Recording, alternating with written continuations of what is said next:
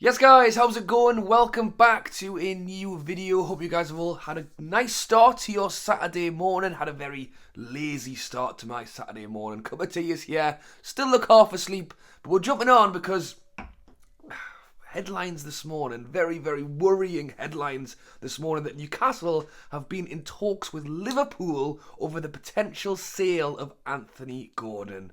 Wow. This was kind of doing the rumour mill last night, but is now being reported by the Daily Mail, by Craig Hope, that Newcastle are in this, but that it has fell through after discussions couldn't meet where both parties wanted to be. And obviously, take everything you see like this with a pinch of salt, but concerning, heavily concerning, and we'll come back to talk about Gordon a little bit more later in this video, but it's all coming down to this PSR deadline and what Newcastle need to do to meet the requirements of this. And I think it was one thing when it's, we're going to have to maybe let Wilson or an Almiron go. It's starting to be another thing where it's, we'll have to sell the likes of Minty. I mean, it's at the point now that reports are that Newcastle effectively have 24 hours to sell Yakuba Minty. And that we'd actually agreed deals with Lyon for him to leave. He wants to stay in the Premier League, so I think Newcastle are probably going out knocking on doors. Do you want to have a word with Minty? It's gone to the point where apparently Brighton are now leading the race ahead of Everton, and I would not be surprised if I'm possibly on doing another video later on today to talk about what the hell's going to happen. So if you're not subscribed, go ahead and click that button. Hopefully I'm slightly more awake by the time we're chatting later on, or possibly tomorrow. But it's just. It's just mad. Like we're trying to build a squad. I get it to some degree with the Yakuba Minty one, because he's still really fantastic season in the Netherlands, but still unproven young kid. And as I've mentioned already, if we can get kind of the clauses on with the buyback and the sell-on fees and stuff, we're kind of protecting ourselves. We're getting the money in that we need. But even then, rich, and that's what we're going to come on to really, is, as I say, richest team in the world, billionaire owners, and we'll have and now tout out our rising stars. I think there was always going to be links to the likes of a Bruno, because he's such a good player, and that, I think in regard to that, whether there was PSR or not, would probably still have teams interested in Bruno. As of last night, more reports coming out that I think it was it this morning? God, yet again, I don't know where I am, what time it is, what's going on. Keith Downey came out and reported that Newcastle have held further talks, or that the fact that Isak has been mentioned again in talks with Chelsea, but that it's unlikely Chelsea will be willing to match Newcastle's giant fee that we want for him. And damn right, I think with the Isak one, it's not even that.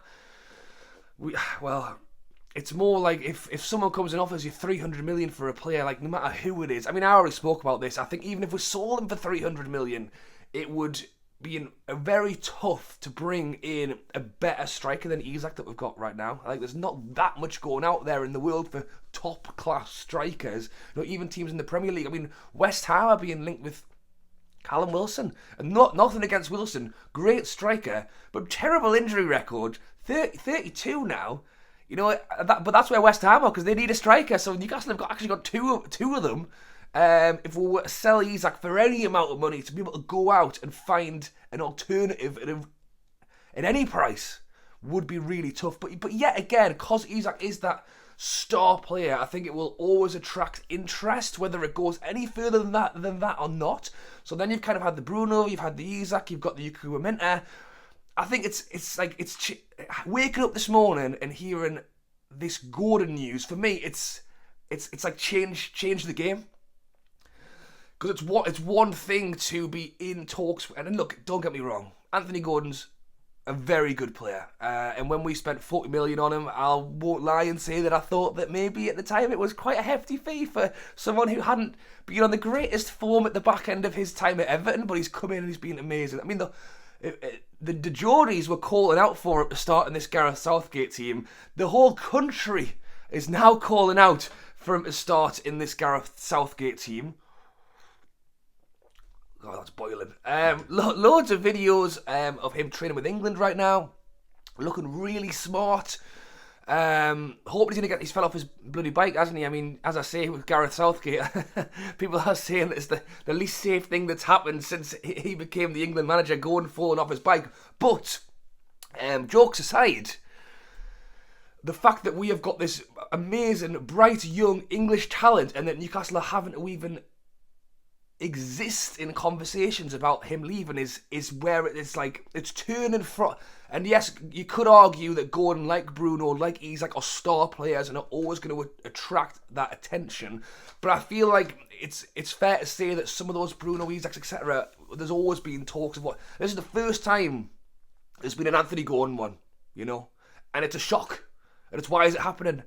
And I think, as I mentioned at the start of the video, this end of the month deadline that Newcastle have got to bring money in. Now, I've also, well, how true all this is, I'm not 100% sure. But I'm positive that I saw something to do with like late deadline, or if like you're in talks or you're trying to push something through. There is some room for scope. I don't think it is necessarily like a 12 o'clock ding dong and it's all gone wrong and Newcastle get a points deduction or anything like that. I think there is scope to still make things up, and I would like to, and I suppose that's why I think that's maybe why the worry with the Gordon one kicks in, because although I'm like, oh yeah, it'll all be fine, like the Newcastle owners they'll have a backup, they'll have something to one side, like they'll be able to sort it. When you start getting into conversations about Anthony Gordon leaving, it starts to like a little twing in your brain's like, oh, right, okay, well, I know we've been linked with selling Minty and everything else, but all of a sudden we're now having these conversations. It's starting to make me think, do we have that backup plan that I always thought we did? I'm still, as I say, it's reported, it's talks. I mean, it's not to say that Newcastle were in there talking about something else totally different, and then, which, as I say, Newcastle were reportedly in talks with Elise from Crystal Palace, and were reportedly in talks with this other, and this and that, and John Ruddy from Birmingham was apparently being in talks with Newcastle. Like, loads of talks are going on, so it's not to say that just because Gordon got mentioned in a conversation that all of a sudden we're going to sell it tomorrow and it's gone, but going into some of these weren't the conversations I thought we would be having. It will be very much like, let's build, strengthen, improve our team. Maybe let a few players go. Dummett's gone, Richie's gone. As I mentioned already, I still think it's likely that I think Trippier might go. So I think that there is still players that I think may move on. But it was very clear from, or it felt very clear from what was coming out from the club. It was very much, we are adding to this squad. And yet, in the last week or so, the conversations haven't been about adding. They've been about conversations about Isak, conversations about Minter, and now Anthony Gordon. It's kind of like it's gone from 0 to 100 very quickly. Yeah, and we will have to wait and see what happens. Let me know your thoughts down in the comments below. Our PSR, Gordon, Isak, what is going on this window? I mean, the other side of the coin is that once you hit into July, it's a new financial, what the reckon is that once we hit into July, Newcastle will be able to go out and do a little bit more business than we've kind of been hampered with in the June one. But again, that's why this window, this is where this deadline's coming from, is that Newcastle need to sort something in terms of players leaving before the next one. And I have seen frustration online when people go, well, what? And by the way, Anthony Gordon's tweeting out little smiley laughing faces about him falling off his bike, you know, and people are posting in the comments going, please don't leave. I mean, he's off with England, you know, so he probably hasn't even got a clue that this stuff's going on in the background. I wouldn't be surprised if Gordon comes out and goes, you know, but as I mentioned already, it's just another thing that's kind of building up on this. You know, I want to see us go out and buy players, not the billionaire club have conversations about selling our best players. Thoughts in the comments, guys. As I say, I would not be surprised if there's more coming out this weekend as to what does happen. I don't know, part of me thinks just with so much going on, as I was going to say, the frustration of people being like, well, what about Almiron? What about this player? I think people need to want them as well. You know, people will want Isak, people will want Gordon. At the minute, Miggy's stock I don't think is particularly high. I think there's been a queue of suitors for Miggy. Having a deal done for him is going to take some time.